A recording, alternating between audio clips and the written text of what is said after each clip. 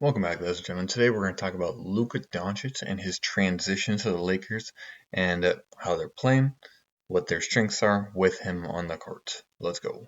First thing we're going to go through is shooting. So Luka's been shooting at about a 34-35% clip for his career, but he shoots extremely difficult shots. And the shooting of a high volume while also being at a relatively good clip puts a lot more strain on the defense. We all have a great understanding of how good Luka is when driving downhill or passing anybody, etc. So his ability to also space the floor with shooting, even if it's 3-4 feet behind the arc semi-contested, that is very lethal for the Lakers offense.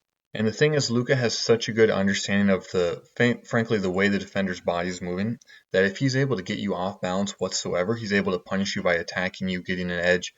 And so his ability to shoot like this makes it so much more difficult for the defender because you have to react and treat him as a good shooter as well.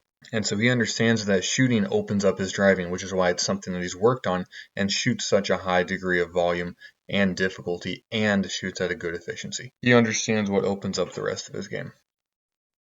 However, I will be honest, the one big caveat to maybe Luka being a positive for the Lakers is his defense. Especially during the regular season, he's probably not going to give crazy amounts of effort. And that's like part of the trade-off is you understand that that's going to come with it. His high value, high production, high usage on offense means that he's not going to give 100% effort on defense. So here we can see the cutter comes in, and this is going to be Luka's job to tag. And so this is something the Lakers actually did really well on defense. We can see Luka pretty much immediately gets out of position. One of the big things I harp on is don't jump like on defense. Like you should jump second. And so he leaves his feet here. Russell like kind of loses track of the ball, but Luka is out of position by that time and is unable to contest the shot. And me personally, I think this is a worth it trade-off because the Lakers have pretty good defenders. You have athletic bodies surrounding him for sure. And so I'd say for efficient offense, this is a good trade-off for the Lakers. And obviously, like Luka being very high valued shows this as well. So here we can see that as the ball is coming in, or as the drive's coming down, Christian Braun is sliding into this gap. This would be Luka's responsibility. And then essentially the Lakers are going to have Gabe Vincent split between these two. Frankly, probably just going to ignore Russell Wilson and come down here. But Luka does not really move with Christian Braun, does not notice he's going there. And so Christian Braun gets a pretty wide open layup. You can see Luka acknowledges that was his fault too. That being said, Luka is definitely not a complete liability on offense, especially when you get someone that makes like slightly lackadaisical passes. He will definitely look to gamble and take those passes when given the opportunity. So here in transition, you can see Luka's reading Gordon's eyes. And so he's definitely aware and he's definitely focused in this situation, trying not to give up open buckets one way or the other. But Aaron Gordon, if we're watching his face, he does like this no-look thing. But like Jokic isn't looking for the ball. Like maybe you could argue he's about to pass it to Michael Porter, but he's not looking at Michael Porter and he does the no-look like not at the right time. You'd have to do the no-look earlier, not literally half a second before the pass goes. You have no chance to redirect where Luka's going, especially because Jokic's not going to catch the ball out here on the perimeter. And so not a great pass. I'd rather have you just look and make a good pass. But Luka intercepts it and it goes the other way. And going the other way in transition with Luka and LeBron is probably not going to work out very well for you on defense.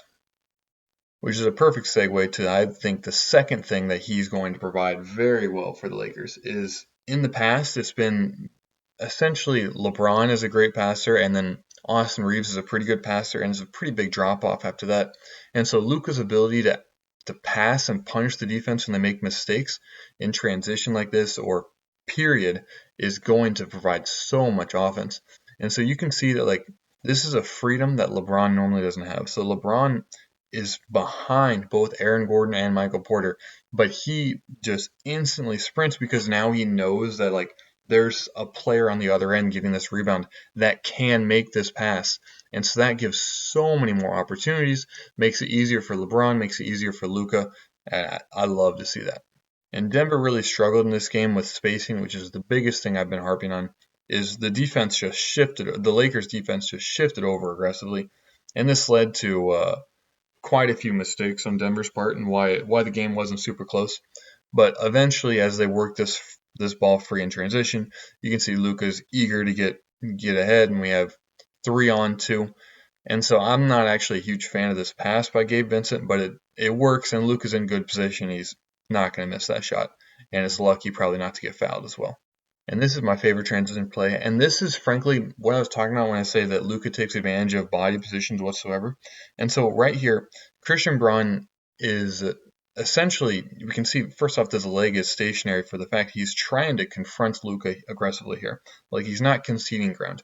And so Luka definitely recognizes these subtle shifts in the body. And so he's going to use that to try and create the advantage. And so once he's able to essentially get by Braun a little bit, and so that's why I think Braun probably should have just conceded ground to play defense back here instead of gambling up there. This means that Jamal Murray is going to have to react over because he can't give up a layup to Luka. And so this is where it benefits so much having players that understand the game so well like LeBron and Luka, is that now LeBron realizes, well, there's nobody between me and the rim.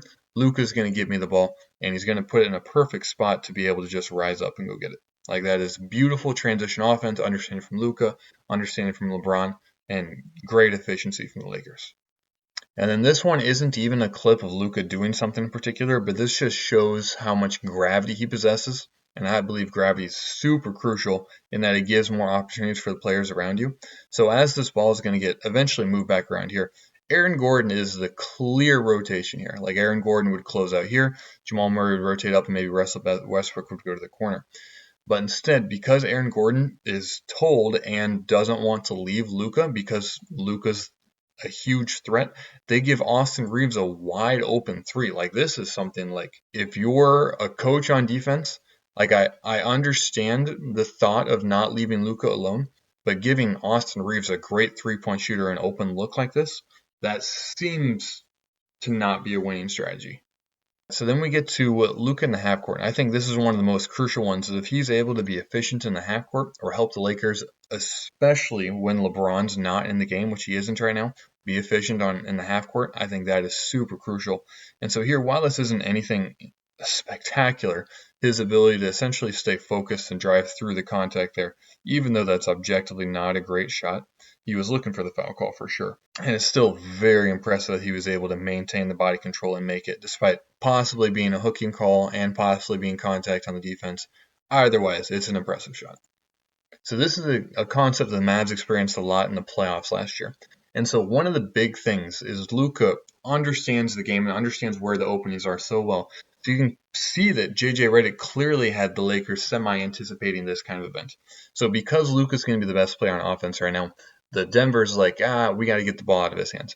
And so his ability to simply make the easy pass into the middle where you have an advantage because you have two players up here, I'm sure they blitzed also because Jokic was one of the ones on there, is so crucial that just simply getting the ball to a good playmaker in the middle, and that creates options one way or the other. Russell Westbrook helps too far down, and that gives Reeves another wide open three. And then finally, my favorite play that I actually saw from the Lakers is that we're going to see a ball screen set up here. But one of the crucial aspects is this is probably either the best lineup for the Lakers or just about the best lineup for the Lakers. And you have LeBron on the opposite side of Luka. I think that is so wonderful because LeBron also requires so much attention. So you have huge amounts of attention over here at Luka, and you also have huge amounts of attention here for LeBron if you don't give them that respect. Okay, so as this ball screen comes up, Michael Porter is the one that is the rotation down to take the big that comes downhill. And so as doing that, Luka acknowledges he sees Michael Porter Jr. and he knows that LeBron is the one that's open. That is 100% the reason why JJ Redick has this lineup out here, or this spacing out here, because he knows that Luka will be able to punish this, and Luka does. Like, that's a tremendous pass through contact. And so LeBron makes the decision because the pass isn't like great to the chest where you can rise up and shoot.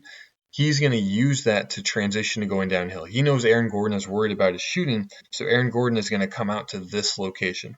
And so because LeBron knows the direction Gordon is heading, and he's able to go downhill faster than Aaron Gordon, he is going to be able to beat him essentially to the rim and end up with a great shot. Great possession from Luka and LeBron.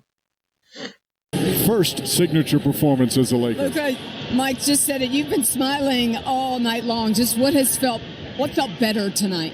Just trying to feel like myself a little bit, playing this game. This was what I love, so I'm just finally, being myself a little bit. So that's why I was smiling the whole game. A lot of times when we look at players like this, we simply look at their on-field or on-court actions and see, like, judge them based on that. And we sometimes forget that they're like human beings that like also had to go through this big transition in their life, moving cities, figuring all of that out, playing with new people, making new acquaintances, new friends, new individuals in their life, frankly. And so seeing him like be genuinely happy after this game is also a very good sign, I think, for the Lakers. If you enjoyed this, feel free to like, subscribe. Also, feel free to check out my video with Jimmy Butler joining the Warriors. But most importantly, have a blessed rest of your day.